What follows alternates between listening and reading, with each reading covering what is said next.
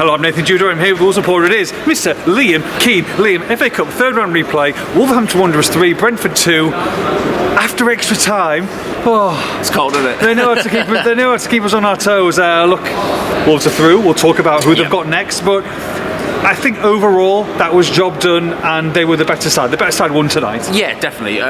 Wolves made hard work of that, but they deserved it. Yeah. They made really hard work of it, but they definitely deserved it. Brentford, to be honest, offered very little going forward and scored two kind of clumsy and silly goals for Wolves to concede, really.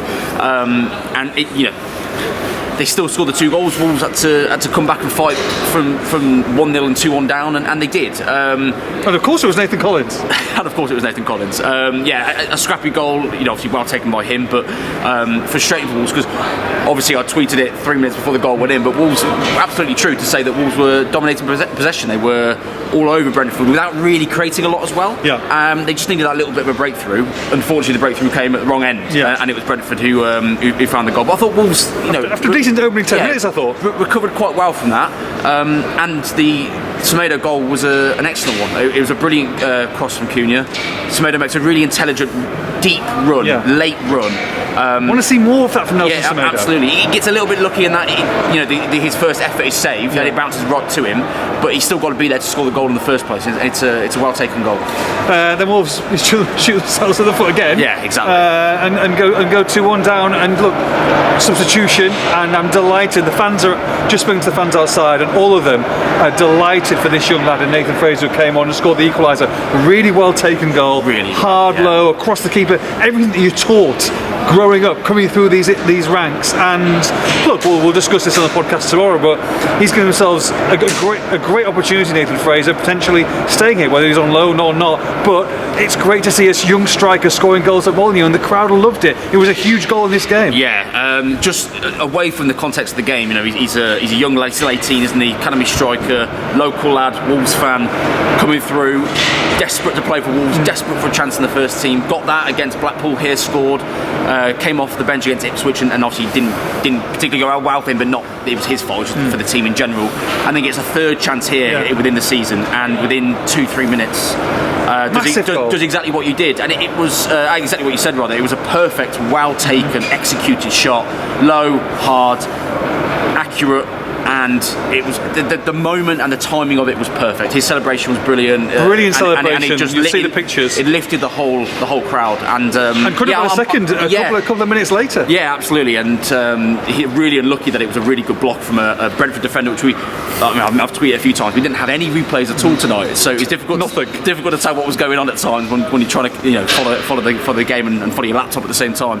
But so I'm not sure which defender it was, but it was a brilliant block to stop Fraser getting a second. But I'm really pleased for him. I've interviewed him once before. He's a really nice lad, really down to earth lad, and just desperate to play for Wolves, like any Wolves fan is.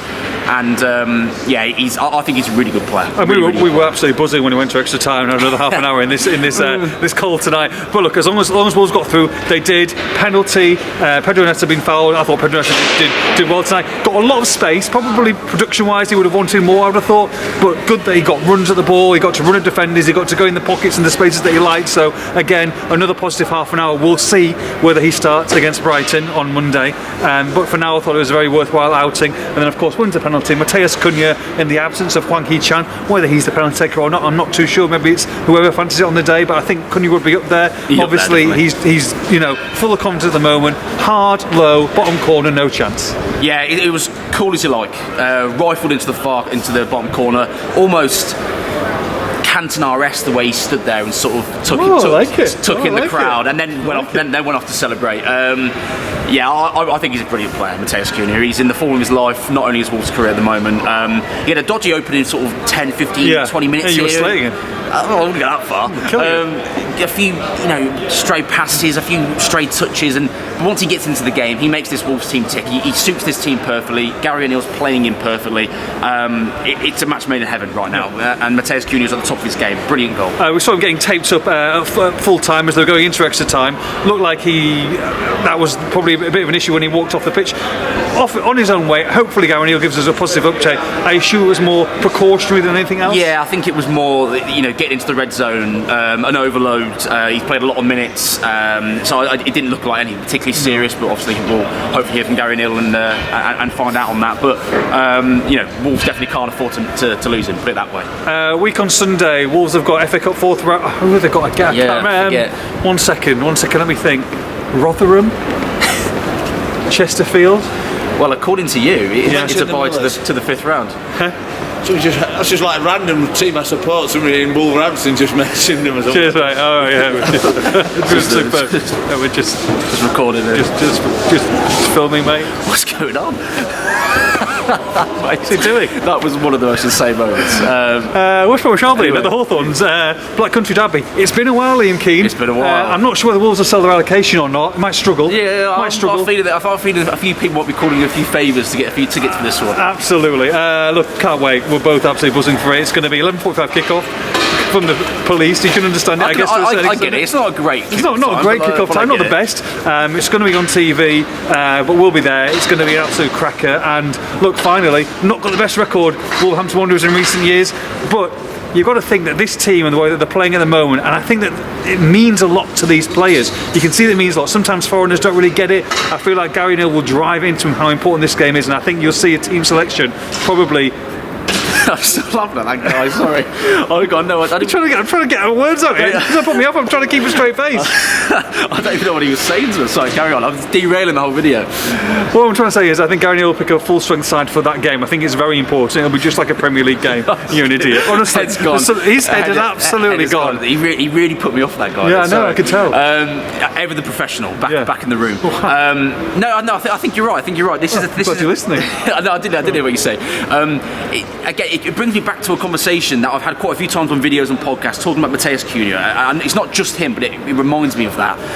I interviewed him here before. We've moved on from that. I'm talking about Albion. No, I'm giving a reason. For it. And he talks about being Brazilian, not being from the area, but absolutely loving being here in Wolverhampton. Yeah. I feel that squad, there's a lot of players that aren't from the area, and there's a lot of players that I think get it. Gary Neal certainly gets it, and by gets it, I mean he understands what the fans think, he understands what the fans feel, he understands what the fans want. I'm hoping that this team will get it on the day, because make no bones about it, Wolves will be favourites and should be winning this game. Absolutely. But on a derby day, form goes out the window. Albion will be right up for it. Wolves should be and will be, I hope, right up for it. And on balance of quality, should be winning this. But the pressure's on them now to go out there and deliver it. They'll win. I really hope so. They will win. We're going to find out. They'll win. Wolves 3, Brentford 2. For the post-match reaction, make sure you log on to Express the Star.